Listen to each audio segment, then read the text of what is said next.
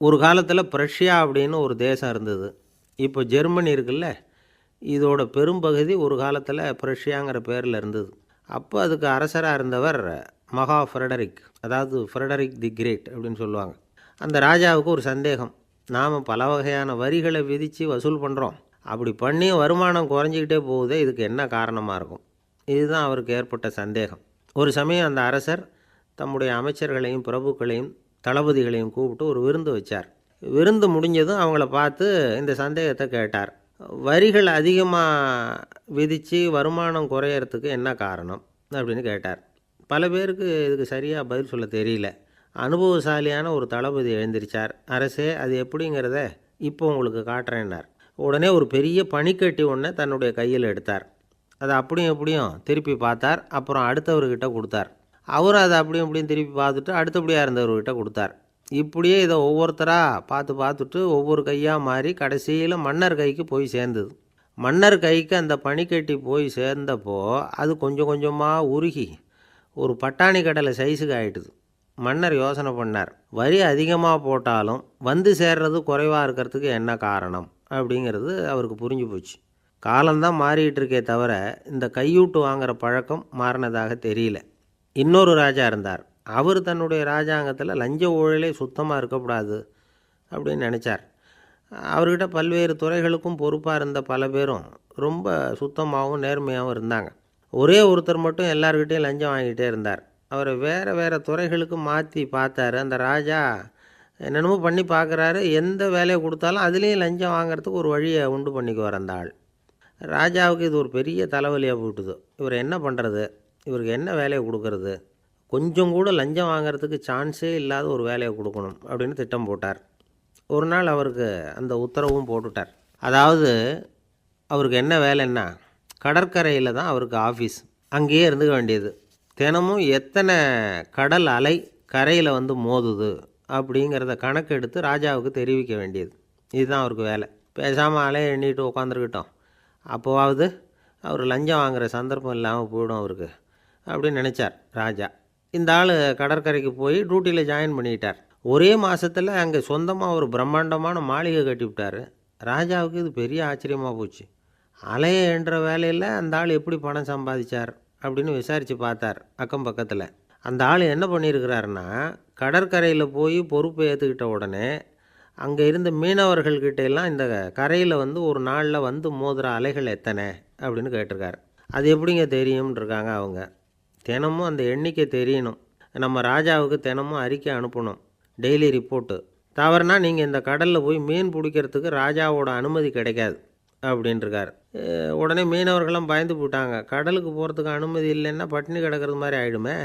மெதுவாக அந்த ஆளுக்கிட்ட போனாங்க. காதோட காதாக சொன்னாங்க, ஐயா, எங்களால் வந்து கடல் அலையை வந்து எண்ண முடியாது. தினமும் எங்களால் முடிஞ்சதை உங்களுக்கு பணமாக கொடுத்துட்றோம். நீங்கள் தான் ராஜா கிட்ட சிபாரிசு பண்ணி நாங்கள் தொடர்ந்து மீன் பிடிக்கிறதுக்கு அனுமதி வாங்கி கொடுக்கணும் அப்படின்னு வேண்டிக்கிட்டாங்க. பணம் தினமும் வந்து சேர ஆரம்பிச்சுட்டுது. பதவியில் மற்ற பதவியோட இந்த பதவி எவ்வளவோ மேல் அப்படின்னு நினச்சிட்டான் அந்த ஆள். அது மட்டும் இல்லை, தயவு பண்ணி என்னை இந்த இடத்த விட்டு மாற்றி விடாதீங்க சார் அப்படின்னு வேற கேட்க ஆரம்பிச்சிட்டானா. எனக்கு இது மட்டும்தான் சார் தெரியும், இதை தவிர வேறு எதுவும் தெரியாது அப்படின்னு சொல்லிக்கிட்டே காலம் தள்ளுறவங்க ரொம்ப பேர். அவங்களெல்லாம் கஷ்டப்பட வேண்டியிருக்கும். ஒருத்தர் தன்னுடைய தொழிலில் ரொம்ப கெட்டிக்காரராக இருக்கலாம். அதுக்காக எப்பவும் அதே ஞாபகத்தில் இருந்துக்கிட்டு உலகியல் அறிவு இல்லாமல் இருந்துடக்கூடாது. அது ஆபத்து. இதுக்காக நம்ம தாத்தா பாட்டிலாம் ஒரு கதை சொல்லுவாங்களே, கேள்விப்பட்டிருக்கீங்களா? ஒரு சமயம் ஒரு 4 பேர் சேர்ந்து வெளியூருக்கு பிரயாணம் போனாங்களாம்.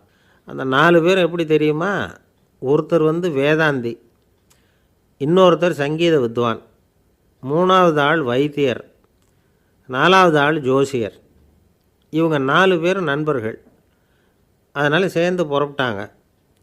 வழியில் ஒரு ஊரில் தங்கினாங்க. இருட்டி போச்சு. அதனால் இன்றைக்கி ராத்திரி இங்கேயே தங்கி இருந்துட்டு நாளைக்கு புறப்படலாம் அப்படின்னு தீர்மானம் பண்ணாங்க. சாப்பாட்டுக்கு என்ன பண்ணுறது?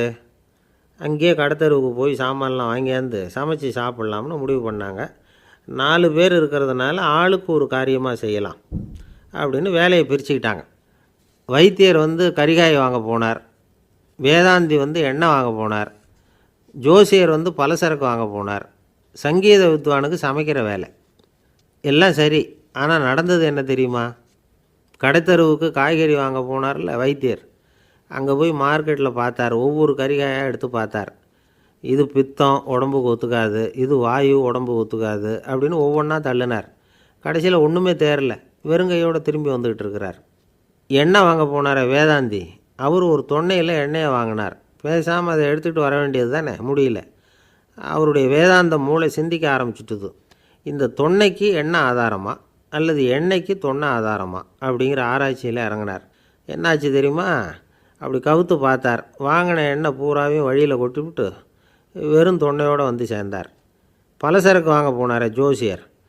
அவர் ஒரு வழியில் பார்த்தாரு. வழியில் வந்தவங்களெல்லாம் அங்கங்கே ஒரு மரத்தடியில் உட்கார வச்சு அவங்களுக்கெல்லாம் ஆர்வம் சொல்ல ஆரம்பிச்சிட்டார். அப்படி ஒவ்வொருத்தராக சொல்லி முடிச்சுட்டு கடைத்தருக்கு போய் சேர்ந்தார். இவர் அங்கே போய் சேர்றதுக்குள்ளே ரொம்ப நேரம் ஆகிட்டுது. கடையெல்லாம் பூட்டிவிட்டு போயிட்டாங்க. என்ன செய்கிறது? அவரும் வெறுங்கையோடு திரும்பி வந்து சேர்ந்தார். சரி, இவங்க கதை தான் இப்படி ஆச்சு. அங்கே சமைக்கிறதுக்காக உட்காந்துருந்தார் சங்கீத வித்வான். அவர் கதை என்னாச்சு தெரியுமா? அங்கே அவர் அடுப்பை பற்ற வச்சு ஒலையை கொதிக்க வச்சார். அதாவது ஒரு பானையில் தண்ணியை ஊற்றி அடுப்பில் வச்சார். அது கொதிக்க ஆரம்பிச்சிது. தண்ணி கொதிக்கிற சத்தம் இருக்குதுல்ல, அது இவருக்கு தாளம் போடுறது மாதிரி இருந்தது. ஒரே குஷி, பாட ஆரம்பிச்சிட்டார். பாடிக்கிட்டே உற்சாகமாக கையில் இருந்த கரண்டியால் அந்த பானையில் தட்டினார், தாளம் போடுறதா நினச்சிக்கிட்டு. அவ்வளவுதான், பானை பட்டுன்னு உடஞ்சி போச்சு. தலையில் கையை வச்சுக்கிட்டு அவரும் உட்காந்துட்டார். எந்த தொழில் தெரிஞ்சாலும் சரி, அதை புத்திசாலித்தனமாக பயன்படுத்த தெரியலன்னா ஆபத்து தான். அதுக்காக தான் இந்த கதை. ஒரு பஸ்ஸு டிரைவர் ரொம்ப கெட்டிக்காரரு. பஸ்ஸை ரொம்ப திறமையாக ஆபத்து இல்லாமல் ஓட்டினதுக்காக பரிசுலாம் வாங்கினவர். அவரே ஒரு படகு ஓட்டுறதுக்காக அழைச்சிட்டு போயிருக்கிறாங்க, மோட்டார் படகு. அதையும் ரொம்ப திறமையாக தான் ஓட்டிகிட்டு போயிருக்கிறாரு. நடுக்கடலில் போனதும் படகு நின்று போச்சு. மோட்டாரில் ஏதோ கோளாறு. என்ன செய்யலாம் அப்படின்னு அந்த டிரைவரை கேட்டிருக்கிறாங்க படகுல இருந்தவங்கெல்லாம். அப்போ அவர் சொன்னாராம், கவலைப்படாதீங்க, ஒன்றும் பிரச்சனை இல்லை, எல்லோரும் கொஞ்சம் கீழே இறங்கி பின்னாடி தள்ளுங்க, மோட்டார் ஸ்டார்ட் ஆகிடும் அப்படின்னாராம். ஒரு ஊரில் ஒரு இளைஞன் இருந்தான். ஒரு நாள் அவன் ஒரு குருவை தேடிக்கிட்டு புறப்பட்டான். ஊரை விட்டு வெளியில் போனான். போகிற வழியில் ஒரு காடு. அந்த காட்டில் ஒரு மரத்தடியில் ஒரு பெரியவர் உட்காந்துருக்கிறார். அமைதியாக மௌனமாக அவர் அமர்ந்திருக்கிறார். இந்த பெரியவரை விசாரிக்கலாம், குருவை தேடி கண்டுபிடிக்கிறதுக்கு இவர் ஏதாவது ஒரு வழி சொல்லி கொடுப்பார் அப்படின்னு நினச்சிக்கிட்டு அவரை நெருங்கினான். ஐயா, எனக்கு ஒரு குரு தேவை, எங்கே கிடைப்பார்? அவரை எப்படி அடையாளம் கண்டுபிடிக்கிறது? அதை பற்றி ஏதாவது விவரம் சொன்னீங்கன்னா நான் கண்டுபிடிச்சிக்குவேன் அப்படின்ட்டுருக்கான். பெரியவர் நிமிர்ந்து பார்த்தார். தம்பி, அது ரொம்ப சுலபம். அவர் வயசானவராக இருப்பார், என்னை விட சுமார் 30 வயசு அதிகமாக இருக்கும். அவர் ஒரு மரத்தடியில் தான் உட்காந்துருப்பார் அப்படின்ட்டுருக்கான். சரிங்க பெரியவரே, அது என்ன மாதிரியான மரம், எப்படி இருக்கும் அப்படின்னு கேட்டிருக்கான். பெரியவர் அந்த விவரங்களையும் சொல்லியிருக்கிறாரு. அது மட்டும் இல்லை, சந்திக்கிற நாள், நேரம், வினாடி முதற்கொண்டு எல்லா விவரங்களையும் துல்லியமாக சொன்னாராம். இவ்வளவு விவரங்களை இவரால் எப்படி சொல்ல முடியுது அப்படின்னு இவனுக்கு ஆச்சரியம். இருந்தாலும் அந்த பெரியவர் கடைசியாக ஒரு விவரம் சொன்னார். அது என்ன தெரியுமா? எப்படியும் நீ அவரை சந்திக்கிறதுக்கு ஒரு 30 வருஷம் ஆகும் அப்படின்னு சொல்லிவிட்டாராம். ரொம்ப நன்றிங்க பெரியவரே அப்படின்னு சொல்லிவிட்டு அந்த இளைஞன் புறப்பட்டுருக்கான். இப்போ அவனுக்கு குரு பற்றின விவரம் எல்லாம் கிடச்சிட்டுது, சந்திக்கிற நேரமும் தெரிஞ்சுட்டுது. ஆனால் 30 வருஷம் அவரை தேடி அலைய வேண்டியிருக்குமே. அவன் தேட ஆரம்பித்தான். காடு மலை எல்லாம் சுற்றி அலைஞ்சான். பல வருஷங்கள் தேடினான், அழுத்து போயிட்டான். கடைசியில் அவனுக்கும் வயசாகிட்டுது. கடைசியில் தன்னுடைய சொந்த ஊருக்கே திரும்பி போய்கிட்டு இருந்தான். அங்கே ஒரு மரத்தடியில் அவன் தேடிக்கிட்டு இருந்த குருநாதர் கிடைச்சார். யார் அவருன்னா, 30 வருஷத்துக்கு முன்னாடி வழி சொல்லி கொடுத்தாருல அதே பெரியவர். அவருக்கு இப்போ 30 வயசு அதிகமாக இருந்தது. அதே மரம். அன்னைக்கு பெரியவர் சொன்ன அடையாளம் இப்போ பொருத்தமாக இருந்தது. இப்போ அந்த பெரியவர் சொன்னார், சரியாக வந்து சேர்ந்துட்டேன், வா, உனக்காக தான் நான் இவ்வளவு காலமும் காத்துக்கிட்டு இருந்தேன் அப்படின்னாராம். என்ன சொல்கிறீங்கன்றிருக்கான். 30 வருஷத்துக்கு முன்னாடி என்கிட்ட வந்தியே, அப்போவே என் காலம் வந்து முடிஞ்சு போயிருந்தது. அப்போவே என்ன உனக்கு அடையாளம் தெரியல, அதனால் இவ்வளவு காலம் உனக்காக காத்துட்ருக்கும்படி ஆகிட்டுது அப்படின்னாராம். ஐயா, அப்போவே நீங்கள் சொல்லியிருக்கலாமே, இதுதான் 30 வருஷம் கழித்து நீ சந்திக்க போகிற இடம், நான் தான் உன்னுடைய குரு அப்படின்னு சொல்லியிருக்கலாமே அப்படின்ட்டுருக்கான். அந்த பெரியவர் சிரிச்சுக்கிட்டே இதுக்கு பதில் சொன்னாராம். நான் எவ்வளவோ விவரமாக தான் சொன்னேன், நீ சரியாக புரிஞ்சிக்கல. காரணம், அப்போ நீ போதுமான அளவுக்கு பக்குவம் பெற்றிருக்கவில்லை. அதனால் புரியும் சக்தி இல்லாமல் போயிட்டுதப்போ 30 ஆண்டு காலம் நீ அலைஞ்சி தெரிஞ்சிருக்கிற. அது காரணமாக இப்போ உனக்கு அந்த பக்குவம் வந்துட்டுது. அதனால தான் அடையாளம் காண முடிஞ்சுது, நானே உன்னுடைய குரு அப்படின்னாராம். இதிலேருந்து என்ன தெரியுதுன்னா, ஆன்மீகத்தில் மாணவனாக சேர்றதுக்கு கூட ஒரு பக்குவத்தன்மை தேவைப்படுது. ஒரு பெரிய ஞானி, அவர்கிட்ட சீடனாக இருக்க ஒருத்தன் வந்தான், எதிரில் நின்னான். ஞானி அவனை வெகு நேரம் உற்று பார்த்தார். அப்புறம் சொன்னார், சீடனாக இருக்கிறது ரொம்ப சிரமம்னார். நான் தயாராக இருக்கிறேன்னா. அது இன்னமும் சிரமமாச்சே, இங்கே குருவாக இருக்கிறது மட்டுமே சுலபம் அப்படின்னாராம். அப்படின்னா நான் குருவாகவே ஆயிடுறேன் அப்படின்னானா. இது போலவே இந்த காலத்தில் கதை ஒன்று உண்டு. ஒரு பள்ளிக்கூடத்தில் வகுப்பு ஆசிரியர் மாணவனை திட்டிக்கிட்டு இருந்தார். டேய், நீ 100க்கு 10 மார்க்கு தான் வாங்கிக்கிட்டு இருக்க. இவ்வளவு மோசமாக நீ படித்தா கடைசியில் மாடு மேய்க்கிறது கூட லாய்க்கு இல்லாதவனா ஆகிடுவேன். அதுக்கப்புறம் என்ன செய்ய போகிறேன் அப்படின்னாராம். பையன் தலையை சொரிஞ்சிக்கிட்டே சொன்னானா, சார் அப்படின்னா ஒன்று செய்கிறேன் அப்படின்னானா. இவர் கேட்டிருக்கார், என்ன செய்ய போகிறேன்னு. வேறு என்ன சார், உங்களை மாதிரி ஒரு ஆசிரியர் ஆகிடுறேன் அப்படின்னானா. இமயமலை அடிவாரத்தில் ஒரு மடம். அங்கே ஒரு சன்னியாசி இருந்தார். அவர்கிட்ட ஒருத்தர் வந்தார். சுவாமி, ஆசையை உதற நினைக்கிறேன், முடியல, ஒட்டிக்கிட்டே வருது அப்படின்னாராம். இப்படி உட்கார, ஒரு கதை சொல்கிறேன் அப்படின்னு சொல்லி அவர் சொல்ல ஆரம்பித்தாராம்.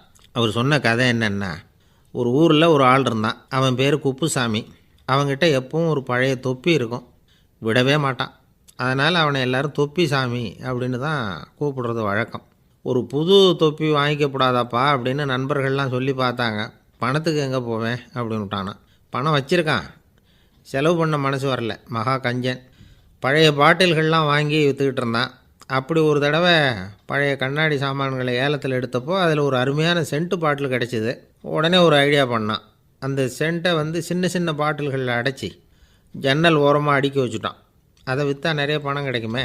அதனால் இதுக்கு இடையில் ஒரு நாள் அவன் அப்படியே உட்காந்துருந்தான். அந்த நேரம் நண்பன் வந்தான். ஏண்டா, உன் பழைய தொப்பியை மாற்றப்படாதா? ஊரில் எல்லோரும் கேலி பேசுகிறாங்களே உன்னை தொப்பி சாமின்னு அப்படின்னு சொல்லி கேட்டிருக்கான்.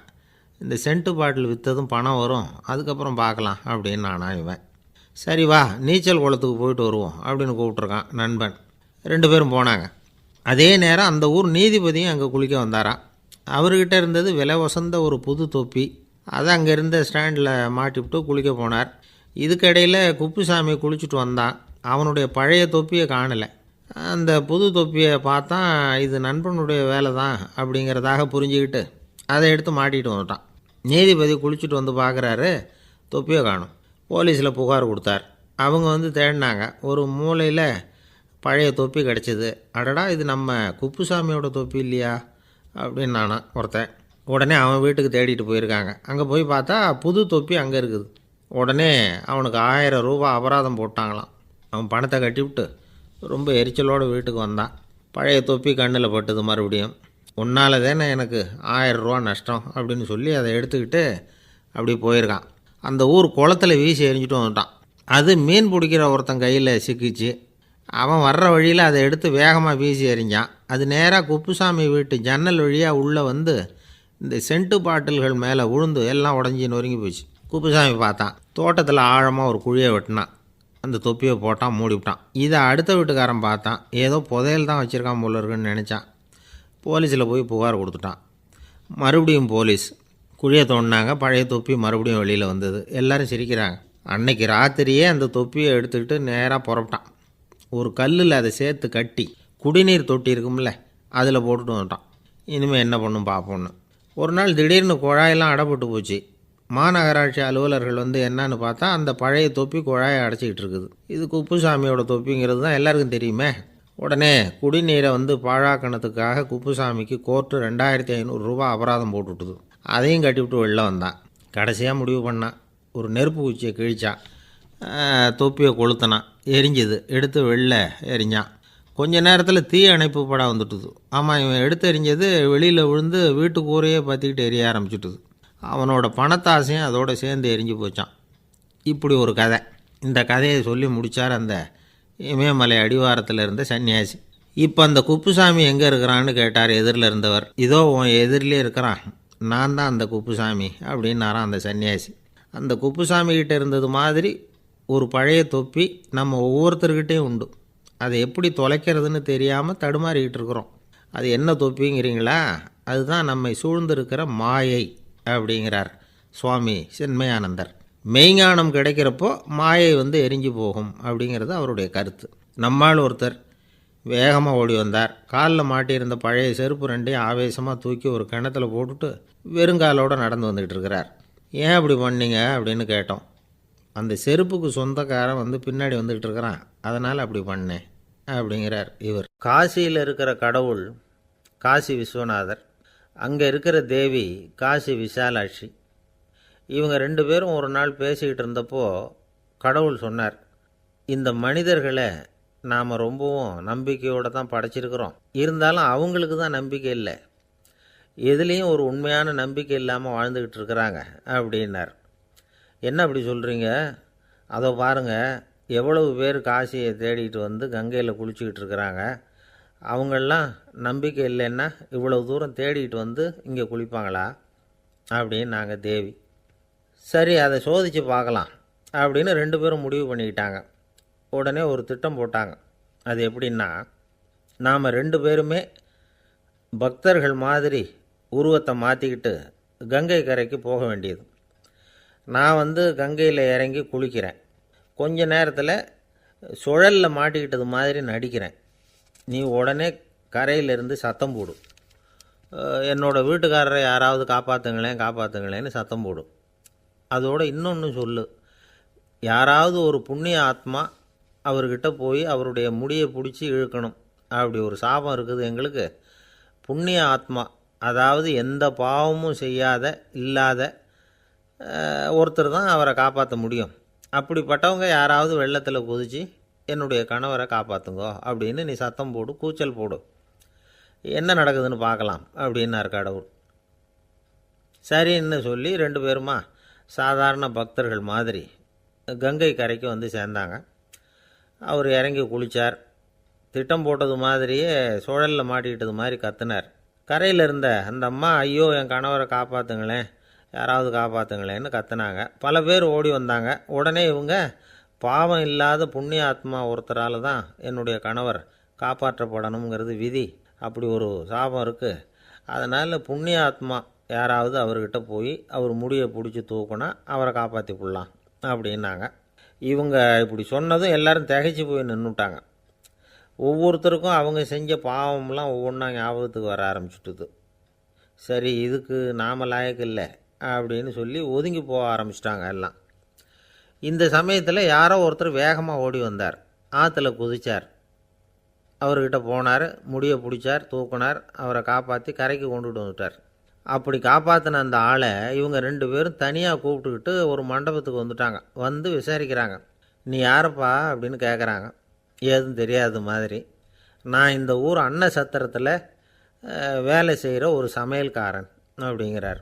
நீ வந்து கங்கையில் குளிக்கிறது உண்டான்னு கேட்டிருக்காங்க. நான் இந்த ஊர்லேயே தான் இருக்கிறேன், இருந்தாலும் தினமும் கங்கையில் குளிக்கிறதில்ல, எப்போவாவது ஒரு நாள் அங்கே குளிப்பேன் அப்படின்னார். கங்கையில் மூழ்கி எழுந்திரிச்சா பாவம்லாம் தொலையும்னு சொல்கிறாங்க.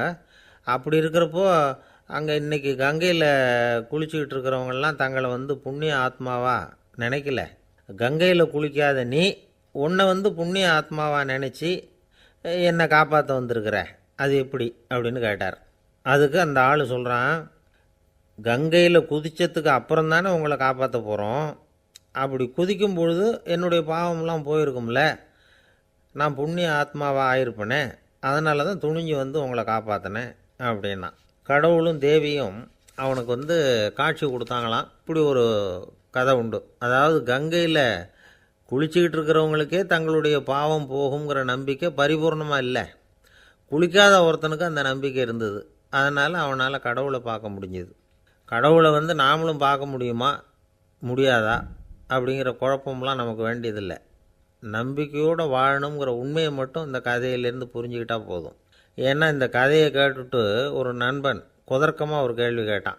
ஏன் சார், கங்கையில் குளித்தா பாவம் போயிடும்னு சொல்கிறீங்களே, நான் எனக்கு வேண்டாத ஒருத்தனை அழைச்சிட்டு போய் கங்கையிலேயே தள்ளி விட்டுட்டு அதுக்கப்புறம் அங்கேயே முழுக்க போட்டுட்டு நான் செஞ்ச பாவத்தை வந்து அதுலேயே கழுவி விட்டுட்டு மறுபடியும் உங்ககிட்ட வந்துடுறேன்னு வச்சுக்கோங்க, நீங்கள் என்னை வந்து புண்ணிய ஆத்மான்னு ஏற்றுக்குவீங்களா அப்படிங்கிறான். ஆள் கொஞ்சம் ஆசைந்தான், நம்மளே அங்கே அழைச்சிட்டு போனாலும் போயிடுவான். வாழ்க்கையில் சில சந்தர்ப்பங்களில் நாம் வந்து சில அவமானங்களை சந்தித்தே தீர வேண்டியிருக்கு. என்ன பண்ணுறது, காலம் அப்படி. அவமானப்படுறவங்க உடனே அடங்கி போய்டுறது தான் உலக வழக்கம். அவமானப்பட்டால் உடனே சீறி எழறவங்களும் உண்டு. ஆனால் அதையே ஒரு சவாலாக எடுத்துக்கிட்டு முன்னுக்கு வர்றவங்களும் சில பேர் இருக்கிறாங்க. அவங்க ரொம்ப அபூர்வம். இன்றைக்கி மனோதத்துவ நிபுணர்கள்லாம் என்ன சொல்கிறாங்க தெரியுமா? அவமானப்பட்டுட்டா உடனே அடங்கி போயிடக்கூடாதான். அதையே ஒரு சவாலாக எடுத்துக்கிட்டு மனசில் ஒரு வைராக்கியத்தோடு முயற்சி பண்ணினா வாழ்க்கையில் எல்லாரும் முன்னேறலாமா.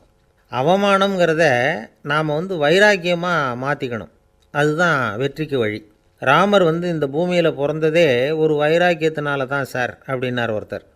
எப்படிங்க அது அப்படின்னு கேட்டேன். அவர் சொன்னார், தசரதருக்கு ராமர் குழந்தையாக பிறக்கணும், அப்போ தான் இங்கே இருக்கிற கஷ்டங்கள்லாம் நீங்கும் அப்படின்னு சர்வ லோகமும் எதிர்பார்த்துக்கிட்டு இருக்குது. ஆனால் அவர் எப்போ பிறப்பார் அப்படின்னு யாருக்கும் தெரியல. அந்த காரியம் சீக்கிரம் நடக்கணுமே, அதுக்கு என்ன பண்ணுறது? நாரதர் வந்தார் ஒரு நாள் தசரதரை தேடி. தசரதா, உனக்கு ஒரு செய்தி தெரியுமான்னு ஆரம்பித்தார். அவர் எப்பவும் இப்படித்தானே ஆரம்பிக்கிறது வழக்கம். என்ன விஷயம்னு கேட்டார் தசரதர். தசரதா, நீ அடிக்கடி உன்னோட தேரில் ஏறிக்கிட்டு தேவலோகத்துக்கு போகிற, அங்கே போகிற வர்ற எல்லாம் பண்ணிகிட்ருக்க, எல்லாம் சரி. தேவலோகத்துலேயும் உன்னை நல்லபடியாக தான் வரவேற்கிறாங்க. தேவேந்திரன் உன்னை பிரியமாக அழைச்சிட்டு போய் தன்னுடைய அரியாசனத்திலேயே தனக்கு பக்கத்திலேயே உட்கார வைக்கிறான். நீயும் சந்தோஷமாக உட்காந்து பேசிவிட்டு வந்துடுற. ஆனால் நீ இங்கே வந்ததுக்கு அப்புறம் அங்கே என்ன நடக்குது தெரியுமா உனக்கு அப்படின்னாரான் நாரதர். என்ன நடக்குது எனக்கு ஒன்றும் தெரியலையே அப்படின்னாரான் தசரதர். நாரதர்கிட்ட கிட்டத்தில் கேட்டிருக்கார், கொஞ்சம் சொல்லுங்கள் என்னது அப்படின்னு. அவர் நெருங்கி வந்தாரான் நாரதரும். மெதுவாக அவர் காதோட காதாக சொன்னாராம். அதாவது நம்ம பாஷையில் சொல்லப்போனால் பற்ற வைக்கிறார். நீ அங்கே தேவேந்திரங்கிட்ட உட்காந்து பேசிவிட்டு வந்த பிறகு நீ அங்கே உட்காந்துருந்த அரியாசனத்தை தண்ணி ஊற்றி கழுவி சுத்தப்படுத்துகிறாங்க. நீ என்ன அந்த அளவுக்கு சுத்தம் இல்லாத ஆளா? தினம் குளிக்காமையாக இருக்கிற அப்படின்னாராம். தசரதருக்கு இது ரொம்ப அவமானமாக போயிட்டுது. அப்படியே செய்கிறாங்க அப்படின்னாராம். ஆமாம், நீ வேணும்னா நான் சொல்கிறது உண்மையா இல்லையா அப்படின்னு சோதனை பண்ணி பார்த்துக்கோ அப்படின்னாரான் நாரதர். உடனே தசரதர் இதுக்காகவே புறப்பட்டு தேவலோகம் போனார். அங்கே வழக்கம் போலவே இவரை கூப்பிட்டு உட்கார வச்சு பேசிக்கிட்டு இருந்தான் தேவேந்திரன். கொஞ்ச நேரம் பேசிக்கிட்டு இருந்துட்டு சரி நான் கிளம்புறேன்னு புறப்பட்டார். சரி, அவனும் வாசல் வரைக்கும் வழி அனுப்பி வச்சுட்டு உள்ளே போயிட்டான். தசரதர் வெளியில் கொஞ்சம் நேரம் மறைஞ்சி இருந்துட்டு மெதுவாக உள்ளே எட்டி பார்த்தார் என்ன நடக்குதுன்னு. நாரதர் சொன்னது உண்மைதான். தசரதர் உட்காந்துருந்த ஆசனத்தை அங்கே 2 தேவர்கள் கழுவி சுத்தப்படுத்திக்கிட்டு இருக்கிறாங்க. தசரதரால் இதை தாங்கிக்க முடியல. அவருக்கு ரொம்ப அவமானமாக போச்சு. நேராக கிடுகிடுன்னு தேவேந்திரங்கிட்டே போனார். நான் உட்காந்துருந்த இருக்கையை சுத்தம் பண்ணுறியே, நான் என்ன அந்த அளவுக்கு பாவியா அப்படின்னு கேட்டார். ரொம்ப கோபமாக கேட்டார். தசரதரே, மனுஷனுக்கு 3 கடன்கள் உண்டு. தேவகடன், ரிஷி கடன், பித்ரு கடன். இதை தீர்க்காதவன் பாவியாகிறான். இதில் மகனை பெறுவதால் தான் பித்ரு கடன் தீரும். உனக்கு மகன் கிடையாது, அதனால் நீ பாவியாகிற. பாவி உட்காந்துருந்த இடம்ங்கிறதுனால அதை சுத்தம் செய்ய வேண்டியது எங்கள் கடமை அப்படின்னு நானான் தேவேந்திரன். இந்த இடத்துல தசரதருக்கு ஏற்பட்ட அவமானம் ஒரு வைராக்கியமாக மாறிச்சு. தேவேந்திரனே கேட்டுக்கோ, ஒரு மகனை பெற்ற பிறகு தான் இந்த சபையில் மறுபடியும் அடி எடுத்து வைப்பேன் அப்படின்னு சொல்லிவிட்டு போயிட்டாரான். போய் புத்திர காமேஷ்டி யாகம் பண்ணார். புத்திரர்கள் பிறந்தார்கள். இந்த கதையில் உள்ள கருத்து என்னென்னா, தேவேந்திரன் தசரதரை அப்படி அவமானப்படுத்தலைன்னா அவருக்கு இப்படி ஒரு வைராக்கியம் பிறந்திருக்குமா? யோசித்து பார்க்கணும். நமக்கு ஏற்படுகிற சில அவமானங்களையும் வைராக்கியமாக மாற்றிக்குவோம். அப்படி மாற்றிக்கிட்டோம்னா வாழ்க்கையில் முன்னேறலாம். நம்ம ஆளுங்க சில பேர் அவமானத்தை வைராக்கியமாக மாற்றிக்கிறது எப்படி தெரியுமா? நம்மக்கிட்ட ஒரு பையன் சொன்னான், எங்கள் அப்பா என்னை எல்லாருக்கும் முன்னாடி வச்சு திட்டிவிட்டார், பொறுப்பு இல்லாமல் ஊர் சுற்றுறேன்னு சொல்லி அவமானப்படுத்தி விட்டார். இனிமேல் நீ என் முகத்திலேயே முழிக்காதரா போடான்னு வேறு சொல்லிவிட்டார். எனக்கு ரோஷம் வந்துட்டுது. அந்த அவமானத்தை வைராக்கியமாக மாற்றிக்கிட்டேன். அன்னையிலேருந்து அவர் முகத்திலேயே முழிக்கிறது இல்லை அப்படின்னா. அப்படியான்னு கேட்டோம். ஆமாங்க, அவர் வீட்டில் இல்லாத நேரமாக பார்த்து உள்ளே சமையல் கட்டுக்கு போய் சாப்பிட்டுட்டு நைஸாக வெளியில் வந்துடுவேன் அப்படிங்கிறான் அவன்.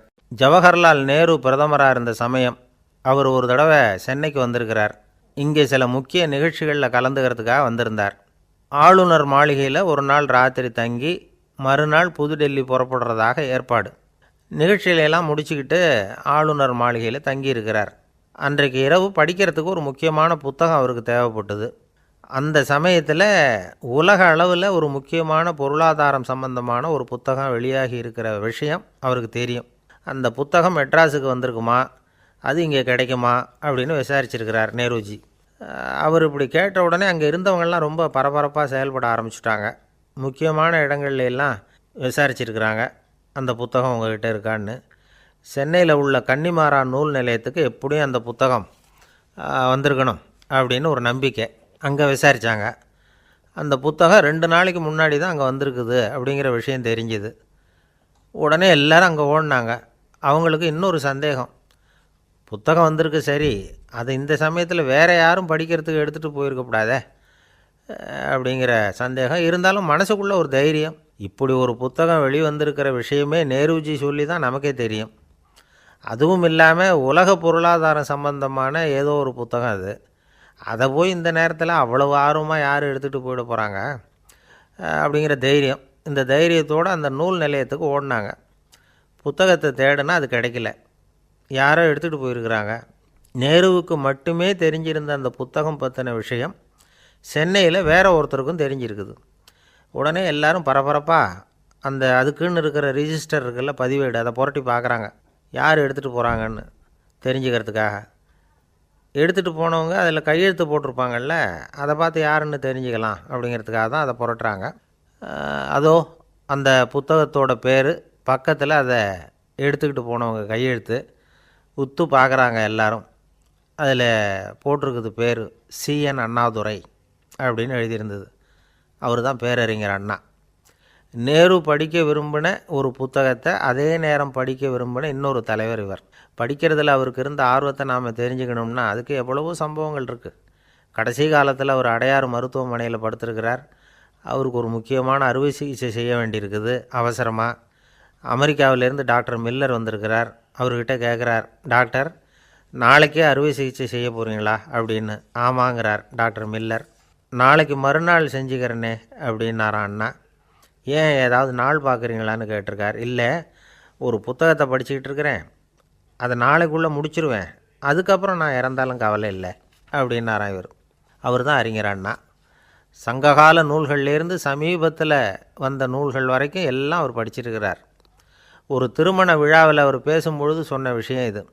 சங்க காலத்தில் காதலியை மணக்க விரும்புகிறவனுக்கு அவனுடைய தந்தை வீர சோதனைகள்லாம் வைப்பார். போய் புலிப்பல் கொண்டுக்கிட்டு வா, அப்போ தான் என் பொண்ணை கொடுப்பேன் அப்படின்னு சொல்லுவார். காதலன் உடனே காட்டுக்கு போவான், ஒரு புலியை கொன்று அதனுடைய பல்லை கொண்டுக்கிட்டு வருவான். அதை வீர பதக்கத்தில் பதித்து அவனுக்கு மாமனார் சூட்டுவார் கல்யாண சமயத்தில். இப்போலாம் காதலன் கிட்ட அப்படி சொல்ல முடியாது. இப்போலாம் காதலன்கிட்ட காட்டுக்கு போய் புலிப்பல் கொண்டுக்கிட்டு வான்னு யாராவது சொன்னால் புலி தான் மாப்பிள்ளையாக வந்து சேரும் அப்படின்னார். ஒரு கடைக்கு போனேன், 5 ரூபா பணத்தை எடுத்து கொடுத்தேன். ஒரு தினசரி பத்திரிகையை கேட்டேன். அவர் உடனே அங்கே அடுக்கி வச்சுருந்த பத்திரிகையில் ஒன்று எடுத்து என் கையில் கொடுத்தார். வாங்கிக்கிட்டேன். மீதி பணத்தை எடுத்தார். அதையும் என் கையில் கொடுக்கணும்ல, கொடுக்கல. எதிரில் இருந்த பலகையில் வச்சு எடுத்துக்க சொன்னார். எப்பவும் அவர் அப்படி தான் பண்ணுவார். நானும் எடுத்துக்கிட்டு வந்துடுவேன். இவர் ஏன் இப்படி பண்ணுறாருங்கிறது எனக்கு ரொம்ப நாளாக ஒரு சந்தேகம். ஒரு நாள் அவர்கிட்டயே இதை கேட்டுவிட்டேன். ஏங்க, நீங்கள் உங்கள் கடைக்கு வந்து பொருள்கள் வாங்குறவங்களுக்கு நீங்கள் பாக்கி சில்லறையை கொடுக்குறப்போ பலகையில் வச்சு விட்றீங்க, கையில் கொடுக்க மாட்டேங்கிறீங்களே, ஏன் அப்படின்னு கேட்டேன். காசை கையில் கொடுத்தா நம்மக்கிட்ட இருக்கிற லட்சுமி போயிடுவா சார் அப்படின்னார். அதாவது பணம் செலவாயிடும் அப்படின்னு அர்த்தமா. இன்னொரு நண்பர், அவர் ஒரு நாள் வழக்கத்துக்கு மாறாக ரொம்ப சோகமாக உட்காந்துருக்கிறார். ஏங்க என்னாச்சு, ஏன் இப்படி கப்பலே கவிழ்ந்தது மாதிரி உட்காந்துருக்குறீங்க அப்படின்னு கேட்டேன். கப்பலே கவிழ்ந்திருந்தா கூட நான் இப்படி கவலைப்பட மாட்டேன் சார், வேறு ஒன்று நடந்து போச்சுன்னார். என்னன்னு கேட்டேன். என் உச்சந்தலையில் பல்லி ஒன்று விழுந்துட்டுதுன்னார். அதுக்காகவா இப்படி அப்படின்னு ஆச்சரியப்பட்டேன். ஆமாங்க, பல்லி உச்சந்தலையில் விழுந்தால் பலன் என்னன்னு பஞ்சாங்கத்தில் பார்த்தேன், மரணம்னு போட்டிருக்கு அப்படின்னு சொல்லிவிட்டு அவர் தொடர்ந்து கவலைப்பட ஆரம்பிச்சிட்டார். இப்படியும் ஒருத்தர், என் கூட வேலை பார்க்குற ஒருத்தர் எப்படி தெரியுமா, தினமும் வலது காலை வச்சு தான் ஆஃபீஸுக்கு உள்ளே நுழைவார். என்றைக்காவது தவறுதலாக இடது காலை வச்சு உள்ளே வந்துட்டார்னா அன்னைக்கு பூரா மனசு சங்கடப்படுவார், எந்த வேலையும் சரியாக ஓடாது. கேரம் போர்டு ஆடுற ஒருத்தர் எப்போ ஆட உட்காந்தாலும் ஸ்ட்ரைக்கரை கை தவறி கீழே விழுற மாதிரி பண்ணி அதுக்கப்புறம் அதை எடுத்துக்கிட்டு ஆட உட்காருவார். ஏன்னா எப்போவும் ஒரு தடவை நிஜமாகவே அது கை தவறி கீழே விழுந்திருக்குது, அன்னைக்கு பிரமாதமாக ஜெயிச்சுட்டார். உடனே ஒரு முடிவுக்கு வந்துட்டார், கை தவறுனா லாபம் அப்படின்னு. அதுக்கப்புறம் அதையே பழக்கமாக்கிக்கிட்டார். பூனை குறுக்க போனால் சகுனம் சரியில்லைன்னு நினைக்கிறவங்க உண்டு. ஆனால் ஒருத்தர் எப்படி தெரியுமா, அவர் வெளியில் கிளம்புற சமயம் பக்கத்து வீட்டு ரேடியோவில் மியாவ் மியாவ் பூனைக்குட்டின்னு பாட்டு சத்தம் கேட்டால் கூட போதும், சகனம் சரியில்லைன்னு பிரயாணத்தை கேன்சல் பண்ணிவிடுவார். இப்போ இவ்வளவும் எதுக்கு சொல்கிறோம்னா, அளவுக்கு மீறின சகுன நம்பிக்கைகள் இருக்குது பாருங்கள், இதோட பயமும் சேர்ந்துக்கிட்டதுன்னு வச்சுக்கோங்க, இது ஒருத்தருடைய மனநிலையை பாதிச்சிடும். இது உளவியல் நிபுணர்கள் சொல்கிற கருத்து. வாழ்க்கையே தடுமாற வச்சிரும். பாதுகாப்பு இல்லாத உணர்வு, ஒரு விதமான டிப்ரெஷன் மனநிலை, இதெல்லாம் தான் இதுக்கு காரணமாக அமையலாம். சில பேர் காய்கறி நறுக்க கத்தியை கையில் எடுத்தால் கூட நேரம் சரியாக இருக்கா அப்படின்னு பார்த்துட்டு தான் வேலையை ஆரம்பிக்கிறது வழக்கம். அறிவு தான் மனசுக்கு வாத்தியாராக இருக்கணும், அப்போ தான் வாழ்க்கை நிம்மதியாக இருக்கும். அறிவு மனசு சொல்கிறபடியெல்லாம் கேட்க ஆரம்பிச்சுட்டுதுன்னா இடைஞ்சல் தான். ஒருத்தருக்கு 7ஆம் நம்பர் தான் ராசியான நம்பரான், 7ஆம் தேதி தான் எந்த காரியத்தையும் ஆரம்பிப்பாராம். 7 எழுத்து வர்றது மாதிரி பேரை மாற்றி வச்சுக்கிட்டார். 7 மணிக்கு தான் தினமும் எழுந்திருப்பார். 7ஆம் நம்பர் வீட்டில் தான் குடியிருக்கார். கல்யாணம் கூட 7ஆம் தேதி தான் பண்ணிக்கிட்டார். அவர் ஒரு நாள் குதிரை பந்தயத்துக்கு போனாராம்.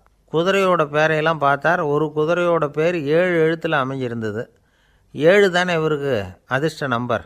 அதனால் உடனே அது பேரில் பணத்தை கட்டினார். பந்தயம் நடந்தது. என்ன சார் ஆச்சுன்னு கேட்டாங்க. நான் பணம் கட்டின அந்த என்னோடய குதிரை 7ஆவதாக சேர்ந்தது சார் அப்படின்னாராம் சோகமாக. ஒரு விவசாயி விதைக்கிறதுக்காக வயல்வெளி பக்கம் போகிறார். விதைகளை அள்ளி வீசினார். அப்போ என்ன ஆச்சுன்னா, சில விதைகள் பாதை ஓரத்தில் விழுந்தது, சில விதைகள் முள் செடிகள் மண்டி இருந்த புதருக்கு இடையில் விழுந்தது, சில விதைகள் நல்ல நிலத்தில் விழுந்தது. பாதை ஓரத்தில் விழுந்த விதை என்ன ஆச்சுன்னா, அதெல்லாம் பறவைகள் கண்ணில் போட்டுவிட்டுது. உடனே உட்காந்து கொத்தி தின்னுட்டு போட்டுது. அதிகமாக மண் இல்லாத பாறை பகுதியில் விழுந்த விதையெல்லாம் லேசாக வேர் விட்டு முளைக்க ஆரம்பிச்சிது. அதுக்கப்புறம் வேர் கீழேயும் ஆழமாக போக முடியல, மேலேயும் சூரிய வெப்பம் அதிகம் தாங்க முடியல, எல்லாம் காஞ்சி கருகி போட்டுது. புதர் பகுதியில் சில விதைகள் விழுந்தது இல்லையா, முள் செடிகள் காடாக மண்டி போயிருந்தது. அதனால் முளைச்சி வர்ற செடிக்கு நெருக்கடி அதிகமாக போட்டுது, சரியாக வளர முடியல, விளைச்சலும் சரியாக இல்லை. நல்ல நிலத்தில் விழுந்த விதைகள் மட்டும் நல்லா முளைச்சிது, நல்லா வளர்ந்தது, விளைச்சலும் பிரமாதமாக இருந்தது. இந்த கதையை சொல்லிவிட்டு கேட்க செவியுள்ளோர் கேட்கட்டும் அப்படிங்கிறார் இயேசு பெருமான். ஆமாம், இயேசு கடலில் நின்ற படகு ஒன்றில் உட்காந்துருக்கிறார். கடற்கரையில் ஏராளமான மக்கள் உட்காந்துருக்கிறாங்க. அந்த சமயத்தில் தான் இயேசு ஓமைகள் மூலமாக மக்களுக்கு பல உண்மைகளை சொல்லிகிட்டு இருக்கிறார். மக்கள் அந்த கதையை கேட்டுட்டு ஒன்றும் புரியாமல் முழிக்கிறாங்க. அதை கவனித்த இயேசு அந்த ஓமையை விளக்க ஆரம்பித்தார். இதில் அந்த விதைக்கிறவர் தான் இறைவன். அவருடைய வார்த்தைகளை விதைக்கிறார். அந்த வார்த்தைகளை கேட்கிற மக்கள் அந்த விழுந்த விதைகள் மாதிரி 4 வகையானவர்கள். சில பேர் பாதை ஓரத்தில் விழுந்த விதைகள் மாதிரி இறைவன் வார்த்தைகளை அவங்க கேட்குறாங்க. ஆனால் தீய எண்ணங்கள் செய்கைகள் மூலமாக விதைக்கப்பட்ட வார்த்தைகள் அழிஞ்சு போடுது. இறைவன் வார்த்தைகளை கேட்ட உடனே மகிழ்ந்து போய் உடனே சில பேர் அதை ஏற்றுக்கிறாங்க. இவங்கெல்லாம் அந்த பாறை பகுதியில் விழுந்த விதைகள் மாதிரி. அதனால் இவங்கெல்லாம் வேறு இல்லாதவங்க, கொஞ்ச காலத்துக்கு இறை வார்த்தைகளுக்கு கீழ்ப்படிந்து நடப்பாங்க. அதனால் ஏதாவது இடைஞ்சல் ஏற்பட்டால் உடனே தடுமாறுவாங்க. தங்கள்கிட்ட இருக்கிற நல்ல பண்புகளை விட்டுட்டு பாவ வழிகளுக்கு போயிடுவாங்க. முள் செடிகளுக்கு இடையில் விழுந்த விதைகள் மாதிரி உள்ளவங்க யாருன்னா, இவங்களுக்கு உலக கவலை உண்டு, செல்வத்தின் மீது மயக்கம் உடையவர்கள். உலக ஆசைகள் இவங்களுக்குள்ளே பூந்துடுறதுனால அங்கே இருக்கிற நல்ல பண்புகள் மறைஞ்சு போயிடுது. அதனால் அவங்களும் உபயோகம் இல்லாதவங்களாக ஆயிடுறாங்க. நல்ல மனிதர்கள் நல்ல நிலத்தில் விழுந்த விதைகளுக்கு ஒப்பானவர்கள். இவங்க இறை வார்த்தையை கேட்குறாங்க, அதை ஏற்றுக்கிறாங்க, அவங்களும் நல்லபடியாக வாழுறாங்க, அடுத்தவங்களுக்கும் உபயோகமாக இருப்பாங்க. இதுதான் இயேசு சொன்ன விளக்கம். நல்ல வார்த்தைகளை கேளுங்கள், நல்ல வார்த்தைகளை ஏற்றுக்கொள்ளுங்கள், அடுத்தவங்களுக்கு உபயோகமாக இருங்க. இதுதான் பெரியவங்கள்லாம் நமக்கு சொல்லுகிற உபதேசம். ஒரு அப்பா தன்னுடைய மகனுக்கு உபதேசம் பண்ணார். இதை பாருப்பா, நல்ல வார்த்தைகளை கேட்கணும், எப்போதுமே மகன் அப்பா பேச்சை கேட்குறது நல்லது அப்படின்னாராம். நீ ஏதாவது ஒரு தப்பு பண்ணால் என் தலையில் ஒரு முடி நரைச்சி வெள்ளையாக போடும்பா, நீ செய்கிற ஒவ்வொரு தப்புக்கும் என் தலையில் ஒவ்வொரு முடி வெள்ளையாயிடும் அப்படின்னாராம்.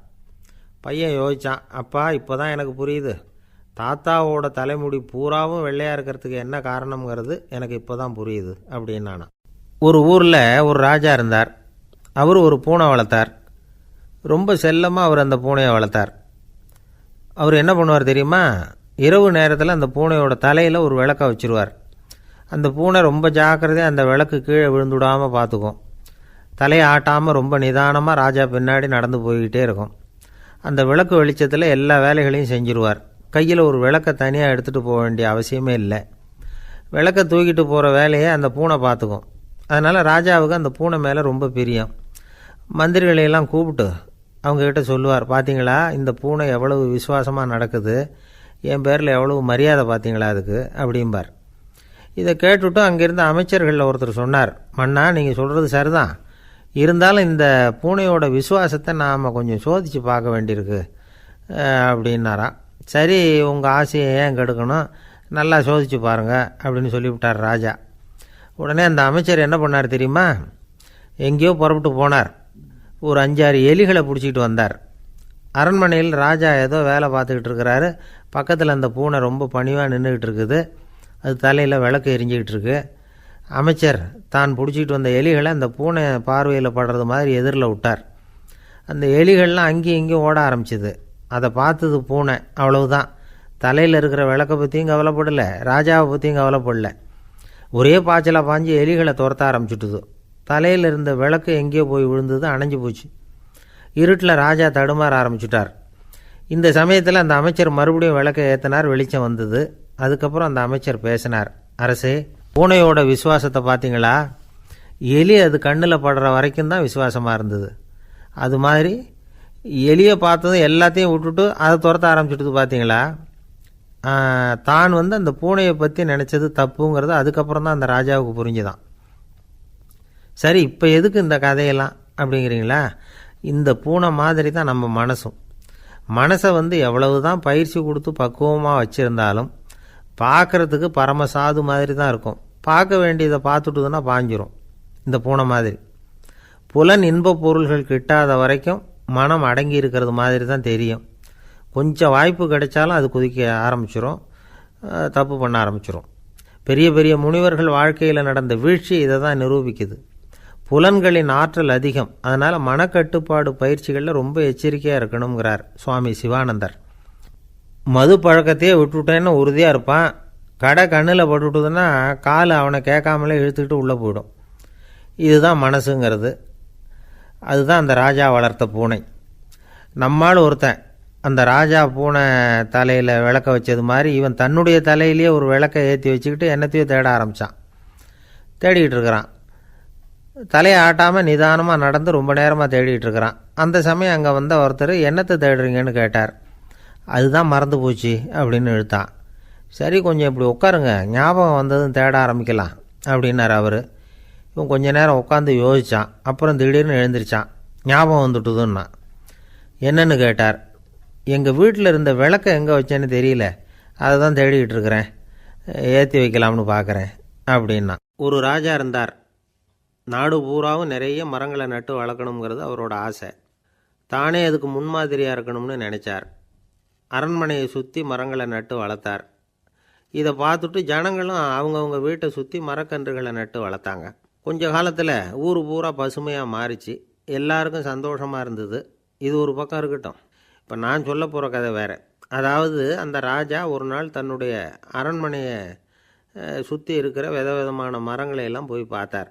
எப்படி இருக்கிறீங்க அப்படின்னு ஒவ்வொரு மரத்துக்கிட்டையும் விசாரித்தாராம். எந்த மரமும் சந்தோஷமாக இருக்கிறதா தெரியல. அது அதுக்கும் மனசில் ஒரு குறை.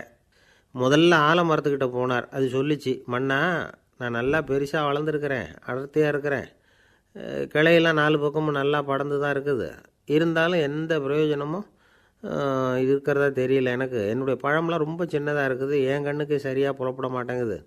நான் இருக்கிற சைஸுக்கு என்னுடைய கிளையில் இருக்கிற பழம்லாம் எவ்வளோ பெருசாக இருக்கணும், அது இத்தினூண்டு இருக்கிறது எனக்கு பெரிய அவமானமாக இருக்குது.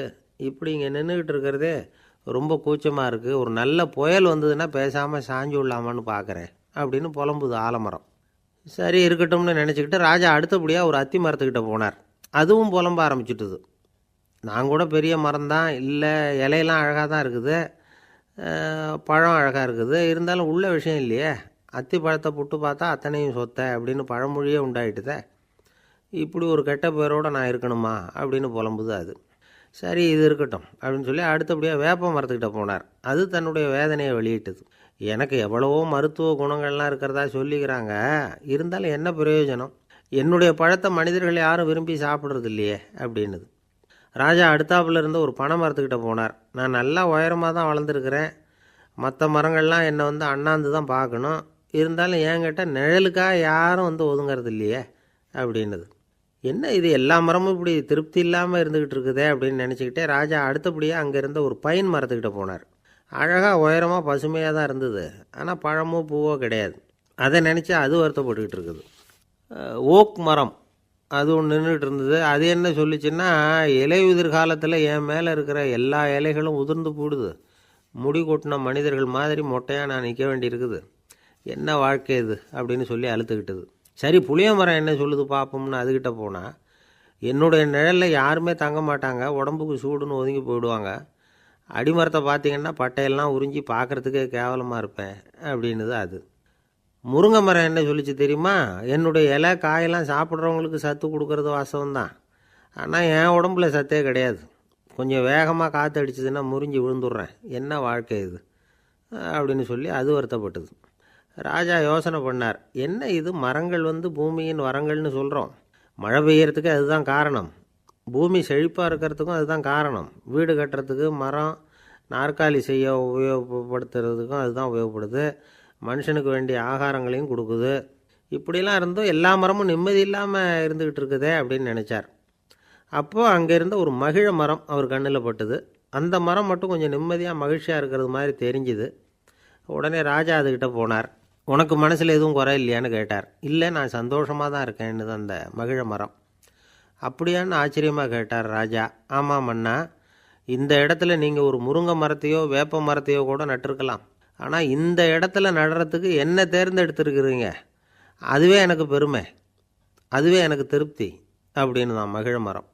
மகிழ மரம் சாதாரணமாக தான் இருக்கும், இளம் மஞ்சள் நிறத்தில் பூக்கள், அது காய்ந்தும் மனம் வீசும். மகிழ மரம் மாதிரி மன திருப்தியோடு வாழறதுக்கு நாம் கற்றுக்கணுமா. நாம் இந்த உலகத்தில் ஒரு நாயாவோ நரியாவோ கூட பிறந்திருக்கலாம், மனுஷனாக பிறந்திருக்கிறோம், அதுவே பெருமை தானே. இந்த நிறைவு தான் மகிழ்ச்சியின் ரகசியம். ஒரு பையன் அப்பா கிட்ட போய், அப்பா நீங்கள் இந்த உலகத்தில் ஒரு மனுஷனாக பிறந்தது என்னோட அதிர்ஷ்டம் நானா. ஏண்டா அப்படி சொல்கிறேன்னு இருக்கார் அப்பா. நீங்கள் ஒரு கரடியாக பிறந்திருந்தா இந்நேரம் நானும் ஒரு கரடி குட்டியாக தானே இருந்திருப்பேன் அப்படின்னு நானா பையன். இந்த உலகத்தில் நாம் நல்லபடியாக இருக்கணும்னா அதுக்கு முக்கியமாக தேவைப்படுறது ரெண்டு. ஒன்று செல்வம், இன்னொன்று அறிவு. சரி, இது ரெண்டில் சிறந்தது எது அப்படின்னு ஒரு கேள்வி கேட்டால் என்ன பதில் சொல்கிறது? இதே கேள்வியை ஹஸ்ரத் அலி அவர்கள்கிட்ட கேட்டாங்களாம். அவர் ஒரு பெரிய அறிஞர். கேள்வி கேட்டவங்களும் சாதாரண ஆட்கள் இல்லை, இவங்களும் அறிஞர்கள். ஒரு நாள் ஹஸ்ரத் அலி அவர்கள்கிட்ட 10 அறிஞர்கள் வந்தாங்களாம்.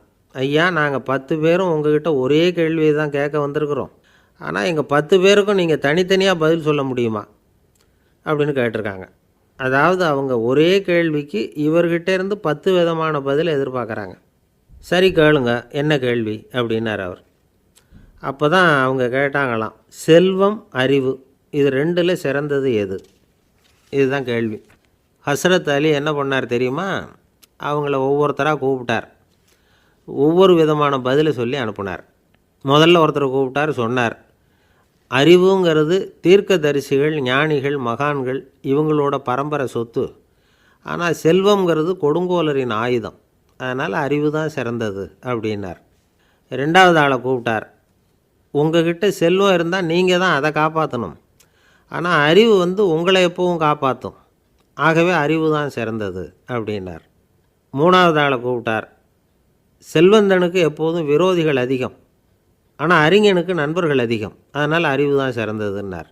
அடுத்தவரை கூப்பிட்டார், செல்வம் அடுத்தவங்களுக்கு கொடுக்க கொடுக்க குறையும், ஆனால் கல்விங்கிறது அதிகரிச்சுக்கிட்டே வரும், கொடுக்கறதுனால குறையாது, அதனால் அறிவு தான் சிறந்ததுன்னார்.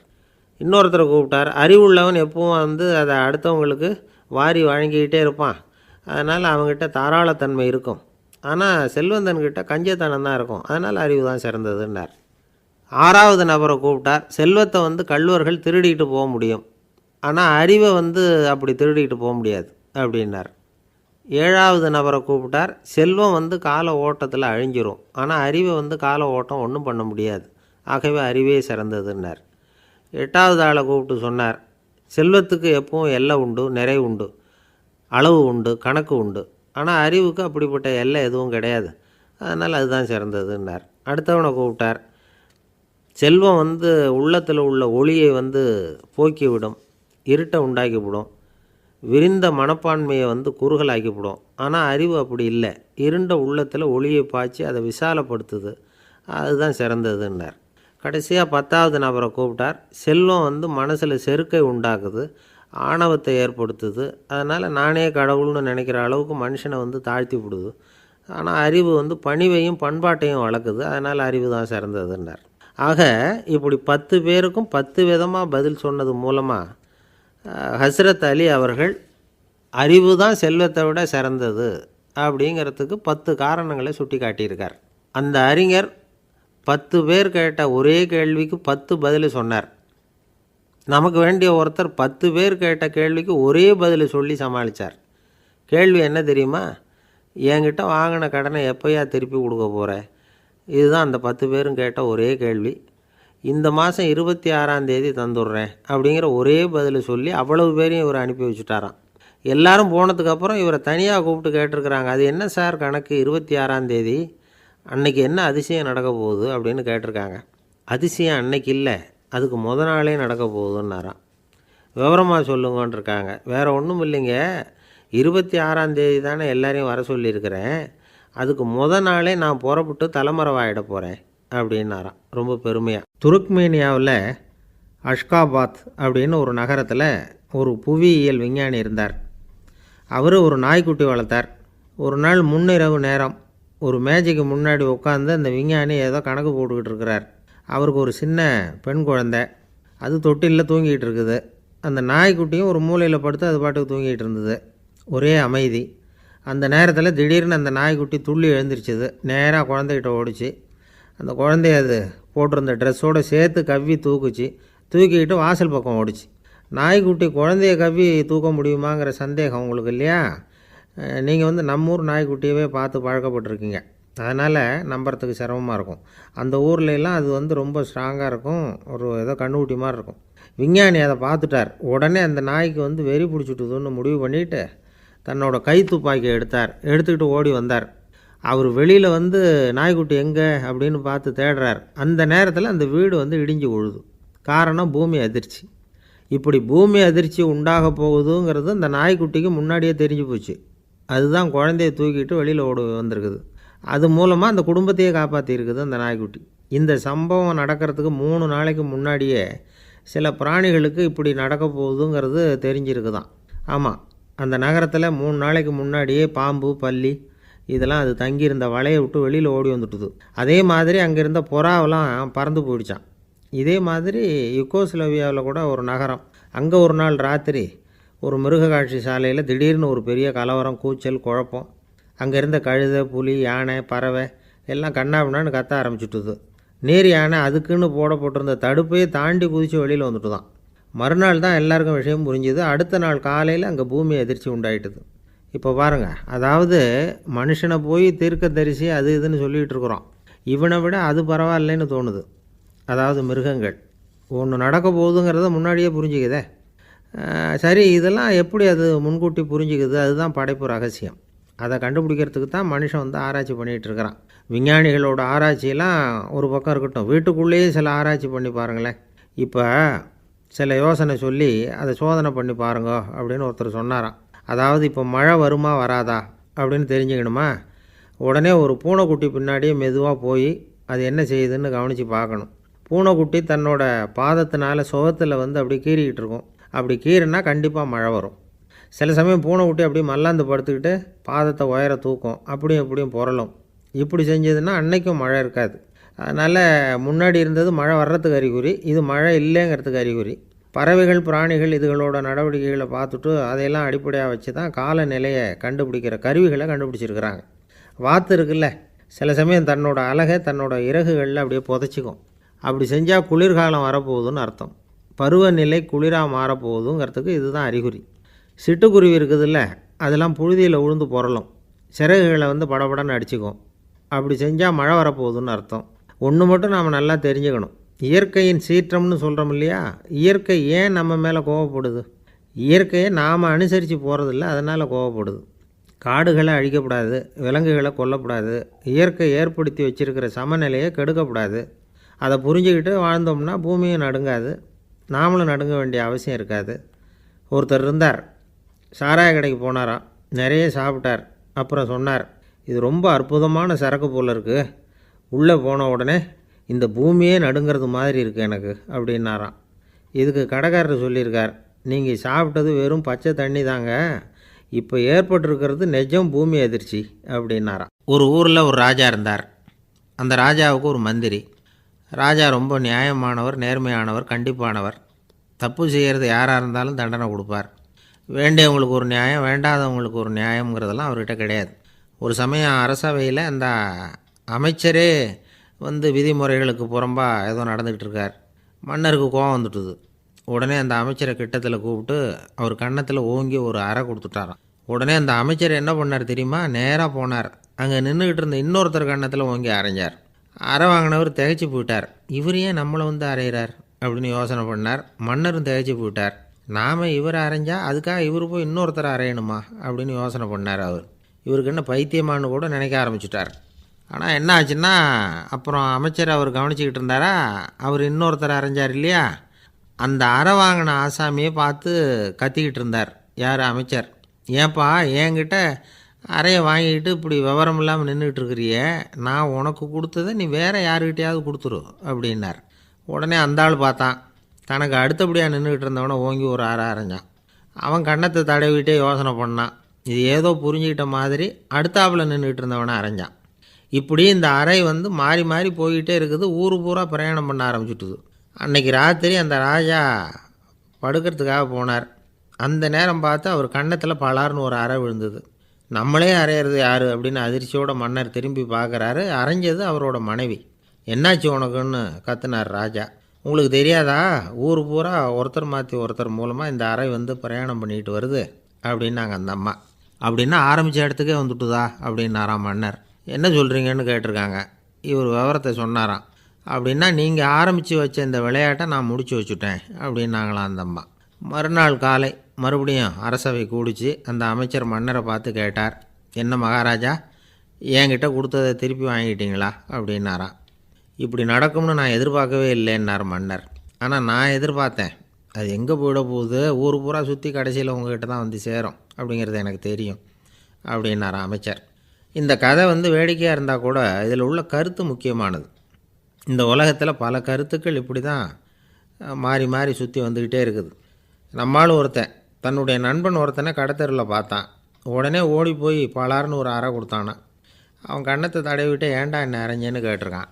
நீ ஏன்டா என்னை முட்டாள்னு என் மனைவிட்ட போய் சொன்னேன் அப்படின்ட்டுருக்கான் அவன். உன்னை ஒரு முட்டாள்னு சொன்னதுக்காகவா நீ என்னை அரைஞ்சே அப்படின்னு கேட்டிருக்கான் இவன். டேய், நான் அதுக்காக அறையலப்பா, அது ஒரு பெரிய ரகசியம், நான் முட்டாளுங்கிறது.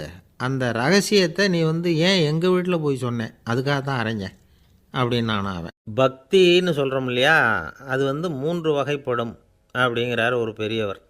அது என்ன 3 வகைன்னா, தெய்வ பக்தி, அடியார்கள் பக்தி, குரு பக்தி. அடியார் பக்தியை விட தெய்வ பக்தியை விட குரு பக்தி தான் ரொம்பவும் சிறந்ததுங்கிறார் அவர். தெய்வத்துக்கிட்ட செஞ்ச பாவம் குருநாதர்கிட்ட தீர்ந்துருமா, குருநாதர்கிட்ட செஞ்ச பாவம் தெய்வத்துக்கிட்ட போனாலும் தீராதான். இப்படி பெரியவங்களாம் சொல்லி வச்சுருக்கிறாங்க. ஒரு காடு, அங்கே அயோத தௌமியர் அப்படின்னு ஒரு தபோதனர். அவர் பல மாணவர்களை ஒன்றா சேர்த்து ஒரு குருகுலம் நடத்திக்கிட்டு இருக்கிறார். பல தரப்பட்டவங்க, பல திறப்பட்டவங்க மாணவர்கள் அதில் சேர்ந்து படிச்சுக்கிட்டு இருக்கிறாங்க. பாஞ்சால ராஜகுமாரன் ஒருத்தனும் அந்த குருகுலத்தில் சேர்ந்து படிச்சுக்கிட்டு இருக்கிறான். அவன் பேர் ஆருணி. பெரிய இடத்து புள்ள, இருந்தாலும் படுப்பில் ரொம்ப கெட்டிக்காரனாக இருந்தான். அவன் தான் அங்கே முதல் மாணவன். ஒரு நாள் குருநாதர் அந்த அரசகுமாரனை கூப்பிட்டார். நம்ம குருகுலத்துக்கு சொந்தமான வயலில் தண்ணீர் பெருகி வெள்ளம் வந்து பயிரை வந்து அழிக்குதான், அதனால் நீ போய் மடையை அடைச்சிட்டு வந்துரு அப்படின்னார். அந்த அரசகுமாரன் உடனே புறப்பட்டான். குருநாதர் சொல்லிட்டார்ல, உடனே புறப்பட்டான். நான் பெரிய இடத்து பிள்ளையாச்சே, ராஜகுமாரனாச்சே, ரொம்ப செல்வாக்கூட வளர்ந்தவனாச்சே, நான் போய் வயலில் இறங்கி வேலை செய்கிறதா அப்படின்னுலாம் அவன் நினைக்கல. குருநாதர் கட்டளையை நிறைவேற்ற வேண்டியது நம்ம கடமை அப்படின்னு நினச்சான். உடனே ஒரு மண்வெட்டியை தூக்கி தோளில் வச்சுக்கிட்டு புறப்பட்டு போயிட்டான். வயலுக்கு போனான். பார்த்தான், தண்ணி கரையை உடச்சிக்கிட்டு வயலுக்குள்ளே ஏகமாக பாஞ்சிக்கிட்டு இருக்குது. இவன் மண்வெட்டியால் களிமண்ணை புல்லோடு சேர்த்து புல் பற்ற மாதிரி வெட்டி வெட்டி போட்டான். இருந்தாலும் மடையை அடைக்க முடியல. தண்ணி அதை மீறி வந்துக்கிட்டே இருக்குது. தண்ணி வேகமாக வயலுக்குள்ளே போய்கிட்டே இருக்குது. போடுற பத்தையெல்லாம் கரைஞ்சி கரைஞ்சி போயிட்டுருக்கு.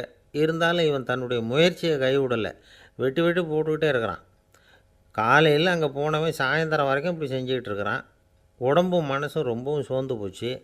இருந்தாலும் குருநாதர் இட்ட கட்டளையை நிறைவேற்றாமல் இருக்கிறோமேங்கிற ஒரு குறை அவனுக்கு இருக்குது. குரு கட்டளையை நிறைவேற்றாத நான் இன்னமும் இருக்கணுமா அப்படின்னு யோசனை பண்ண ஆரம்பிச்சிட்டான். என்ன செய்யலாம்னு பார்த்தான். நம்ம குருநாதர் இட்ட பணிக்காக இந்த உடம்பையே தியாகம் பண்ணலாம் அப்படின்னு முடிவு பண்ணான். தண்ணி பாயுதில் அதுக்கு குறுக்க விழுந்து அப்படியே மடையை அடைச்சிக்கிட்டு அப்படியே படுத்துட்டான். இது மற்றவங்களுக்கு தெரியாது. அன்னைக்கு ராத்திரி ஒரு விளக்கு முன்னாடி உட்காந்து குருநாதர் பிள்ளைங்களுக்கு பாடம் சொல்லி கொடுத்துக்கிட்டு இருக்கிறார். முதல் வரிசையில் இருக்கக்கூடிய ராஜகுமாரனை காணலை. நம்ம ஆருணி எங்கே போனா அப்படின்னு சொல்லி மற்ற மாணவர்களை விசாரித்தார்.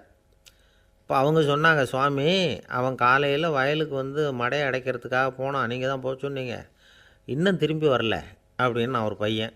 குருநாதர் உடனே ஒரு தீவெட்டி எடுத்துக்கிட்டு மாணவர்களை அழைச்சிக்கிட்டு வயலுக்கு போனார். அங்கே போய் பார்த்தா ஆளை காணும். ஆருணி ஆருணின்னு சொல்லி சத்தம் போட்டு கூப்பிட்டு பார்க்குறார். நான் இங்கே இருக்கேன் குருநாதா அப்படின்னு காலுக்கு அடியிலேருந்து ஒரு சத்தம் வருது. குனிஞ்சு பார்த்தா அவன் மடையில் படுத்துருக்குறான். என்னப்பா இதுன்னார்.